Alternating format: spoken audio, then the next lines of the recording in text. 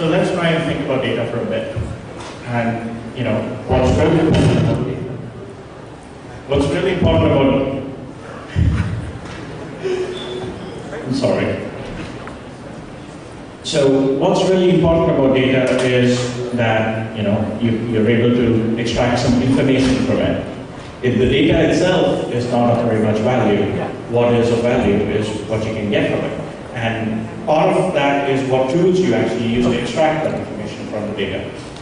Part of that is how you actually manage those tools. Part of it is how you actually how you can actually try and extract what you want from it. So, what's useful? What's needed to make data useful? As I said, you need tools, otherwise you don't have your information. And in many cases, you may have custom tools that you've written by yourself. You may have tools that, are industry developed. And in many cases, you have competing tools, each of which live in their own ecosystem. Hello? Okay. So in many cases, we have competing tools. Don't hold it so close to your mouth.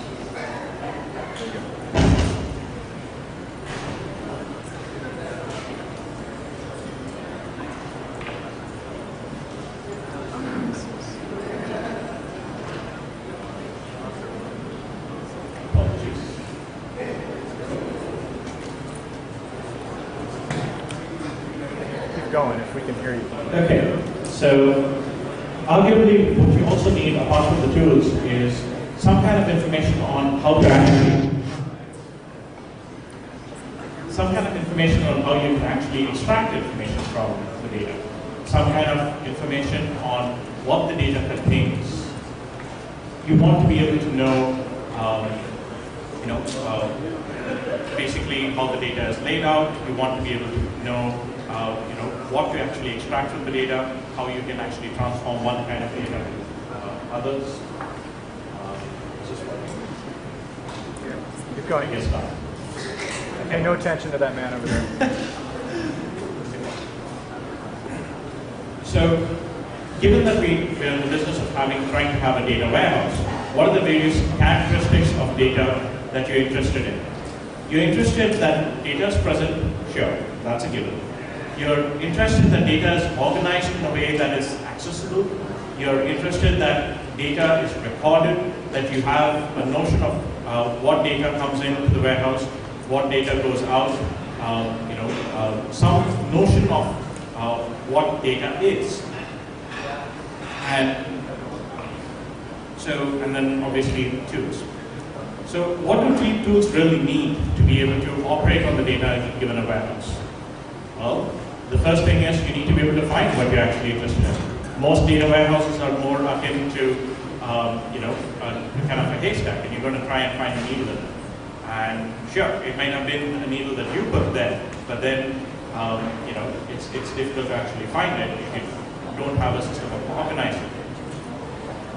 So, when you look at an evolution of a warehouse, most data warehouses start off simple.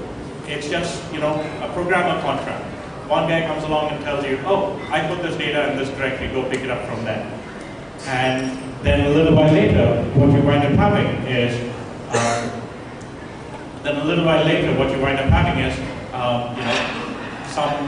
some other project comes along and the programmer says, hey, no, this data has modified, is slightly changed. I'm now, logging this additional column in this data. So I'm now going to change the directory location where it's going to be, and before you know it, the other programmer you had to deal with and who knew where this data was is now working on something else and things break. So knowing where data is something that is a problem to be solved. It's not something that you can just say, hey, the data is here, roll with it. You also need to have a concise and useful way of naming the data and agreed upon way in which people can actually access data across a warehouse. You also need to potentially model various concepts. I mean, the RDBMS concept is as, big as it is today because the relational model is as strong as it was. you have notions of things of data, of structure of data. You have notions of tables, you have notions of columns, you have notions of records, you have notions of schema, or data types. All these things are not something that you can add on to data after data already exists. You need to actually know what it is that you're adding to the warehouse, and our tools need to know how to interact with each other given that information. In a typical data processing warehouse, you also have this notion of duns. I remember way back in one of the first teams I used to work, what we used to do is simply say, Thursday evening, 4 p.m., this data will be here. And that's not good enough. And especially if you have constantly evolving data which updates every 1 hour instead of, say, every week, or even better, when that data updates every 5 minutes or shorter periods. You need to know when a writer is done writing so that you are okay to start reading. You need to know when data reaches a stable state. So all these things are actually fairly important. Data about data. That is, all these are fairly important information about data that you need to know before you can actually go about accessing your data, or finding it, or being able to make sense of it. Once you have that, of course, you have the next bit, which is essentially making sense of the data. I mean, you've found your data. Okay, I know which directory it is in. I know I can read it. Let's say it's a text file. Okay, so what do I know about text files? Is it a comma-separated file? As in, how do I actually read it? Now, tools exist to basically look at a file and read one line of it and basically say, this is comma-separated. That's not hard to do at all. But then, when you start trying to add on additional intelligence to it, is comma something which is allowed as a part of a field? Are you going to, start escaping it out? All this become important in trying to actually understand how to actually read data. Invariably, what winds up happening is every tool that exists winds up evolving its own way to read and write data. Every tool winds up having its own semantics, its own file format. In the classical days of DOS and that sort of thing, you wind up having people basically writing on binary data, and they call it .bin. You'd wonder what format that is. Oh, that's a file generated by that program, and only that program can read it. Okay, so you move from that, and you basically say, you have a reasonable expectation nowadays that if you see a .xls file, you know it's an Excel spreadsheet. Or even with that, there's so much variation across various versions of Excel that formatting doesn't really work in some cases, or some formulae don't work. And, you have issues like that. So a file format is something that does need to be defined. An ability for different tools to be able to access the same data given a file format needs to be defined. And for that, the notion of how you store needs to be abstracted away from what you're trying to store. So let's try and look at the data warehouse picture again. And let's try and look at all the various actors that you have in the system. You have the classic case of an analyst that basically sits and uses SQL, and maybe he's using various BI tools, say maybe MicroStrategy or something, and he just wants to be able to run queries, and he's more interested in the business side of things. Did this campaign that we just ran succeed? That's the kind of questions that he's interested in, and he's going to try and figure that out from whatever information that you have. Now, it is entirely possible that you just have a series of programmers that basically sit and write out reports so the analyst can just read, but then the analyst is not doing that much then. What the analyst really would like in many cases is, I have all these kinds of data streams and I need to be able to make sense, and I need to cross-reference them and try and drive some new insight. And that's where the win really comes. So an analyst is working best when he can actually work across all the data that is there as part of that ecosystem. The programmer, the guy behind the scenes in this case, if you will, is probably interested in writing out a pipeline that basically does this kind of data transformations. A programmer is a person that says, okay, we have this kind of data feed coming in from the web service. We have this kind of data feed coming in from all the various activity logs. And all this kind of information is useful to various people. So let me try and generate all the various data streams that are required for people to be able to access. So this person may be using something like Pig or MapReduce or custom MapReduce task in a Hadoop ecosystem. Maybe they use Hive. Maybe they use various other tools. Now, the point is that whatever data that this programmer produces needs to be able to be consumed by the analyst doing their task. And similarly, when you have data import and export coming in and out of your ecosystem itself, you need the ability to be able to make sense of that. And then you have a project owner. He cares about how many machines you're using, how much of the space you're running, what's the replication factor that you have. Are we going to, run out of disk space tomorrow? How many days worth of data should we have? Do we want to have 30 days of data, 90 days of data? Is this something that should be expired? Things like that. Maybe they even care about things like compression ratio. And they care about things like, let's say, for example, we did this test around last year where we had a whole lot of files in sequential files. And we tried to move to RC5, and we found a 30% performance gain, not from the absolute I/O, but from just the fact that it consumes so much.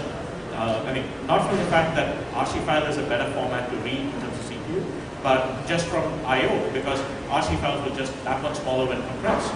So depending on your actual use case for that data, you may have different kinds of, data characteristics. And a project owner might be interested in that. A project owner might say, we're using, sequential file today, but we want to move our files to RC5. We even had the situation where there was this data file format called Zebra. I had a few people talking to me just about this a while back. Zebra is not under active development anymore, and you want to be able to move data away from Zebra to some other format. How do you do things like this? You need data portability. So one way of doing that is simply saying, let's dump out all the data and re-import the data, and that may or may not be feasible. And then, all these things that I've been mentioning, true, a project owner cares about that, but that's nothing compared to how much the ops guys care about this. And from working with the ops guys, given that when things are actually running, they're the ones in the front line, and they're the ones who see things go wrong, and it's them that are getting paged at 3 a.m. in the morning. They really want to make sure that everyone else has their figures up straight. So, things like replication, things like import, export, they absolutely need that. Okay? They need the ability to have a centralized area where they can manage, the data that all the various tools are using. They need to manage the system as a whole. So, this slide is straight out of Alan Gates' talk, Try-Hard. It's just something that pictures the data, kind of gives a grasp of the scenario really quick. In that you have very different people, and they speak very different languages in many cases. And just the plain sharing of info is not something that's really terrible across people. You really need all this to be automated.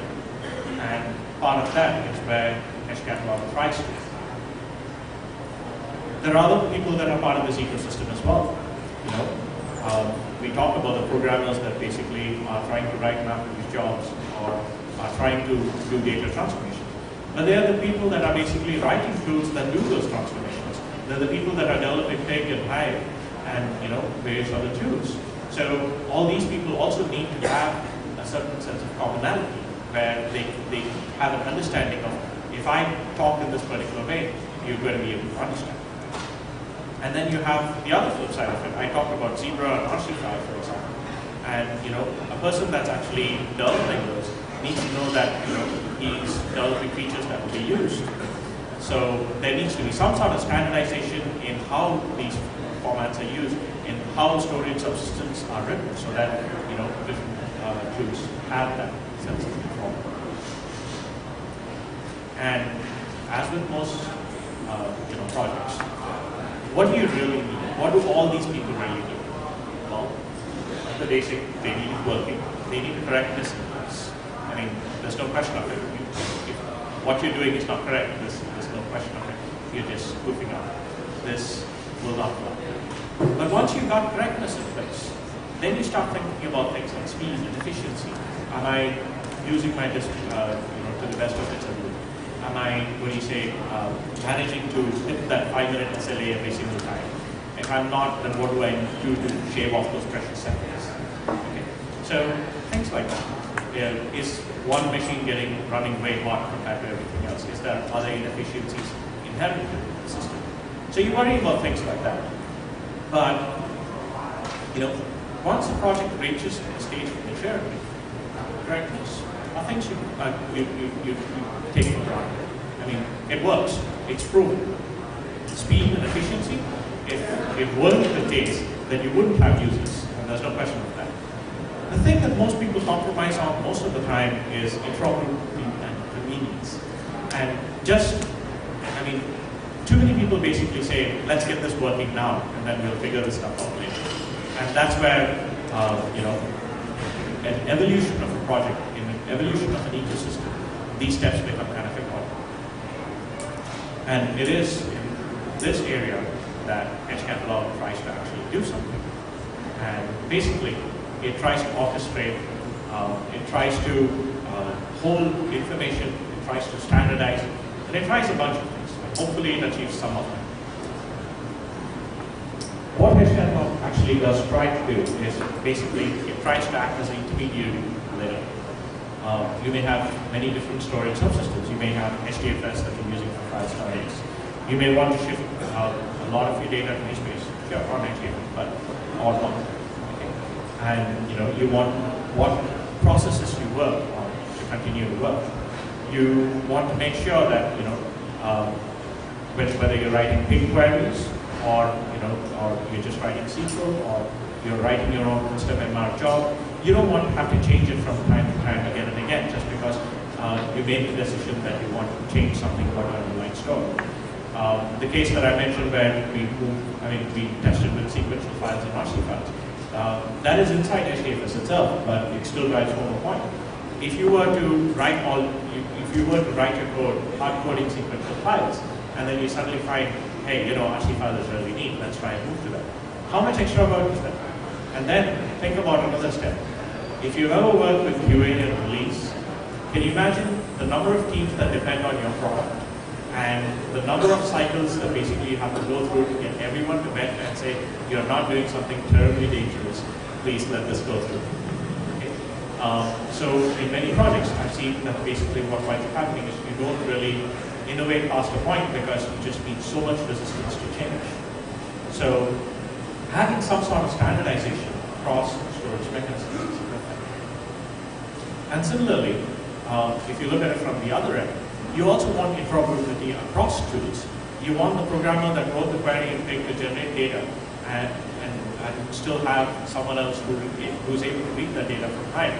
And you want it to be the other way around as well. You want feedback loops. You want the ability to use the tool that helps you get your job done. Okay. Many of you are familiar with the term NoSQL, and one of the main things that we keep talking about is, no, this isn't one technology. It's a number